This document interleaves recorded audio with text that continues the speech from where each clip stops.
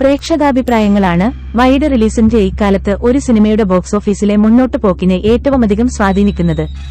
അത് പോസിറ്റീവ് ആണെങ്കിൽ വലിയ മുന്നേറ്റവും അല്ലെങ്കിൽ തകർച്ചയും സിനിമ നേരിടും.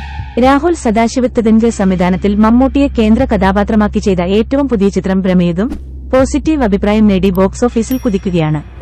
കേരളത്തിന് പുറത്ത് മറ്റ് സംസ്ഥാനങ്ങളിലും വിദേശ മാർക്കറ്റുകളിലുമൊക്കെ ഒരേപോലെയുള്ള സ്വീകാര്യതയാണ് ചിത്രം നേടിയത്. ഒരു മലയാള ചിത്രം തിയേറ്റർ റിലീസ് സമയത്ത് തന്നെ മറുഭാഷാ പ്രേക്ഷകരുടെ ശ്രദ്ധയും പ്രതികരണവും നേടുന്നത് അപൂർവമാണ്.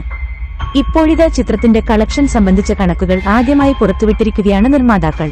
വ്യാഴാഴ്ച റിലീസ് ചെയ്യപ്പെട്ട ചിത്രം 4 ദിവസം കൊണ്ട് കേരളത്തിൽ നിന്ന് മാത്രം 11,85,00,000 നേടിയപ്പോൾ റെസ്റ്റ് ഓഫ് ഇന്ത്യയിൽ നിന്ന് 3,39,00,000 ഓവർസീസിൽ നിന്ന് 17,69,00,000 നേടിയ ചിത്രം ആഗോള ബോക്സ് ഓഫീസിൽ നിന്ന് 4 ദിവസം കൊണ്ട് ആകെ നേടിയിരിക്കുന്നത് 32,93,00,000.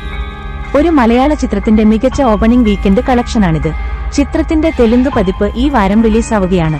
തെലുങ്ക് പ്രേക്ഷകർ സ്വീകരിക്കുന്ന പക്ഷം മലയാളത്തിൽ നിന്ന് ആദ്യമായി ഒരു pan Indian box office hit സംഭവിക്കാനുള്ള സാധ്യതയാണ് വഴി തുറക്കുന്നത്.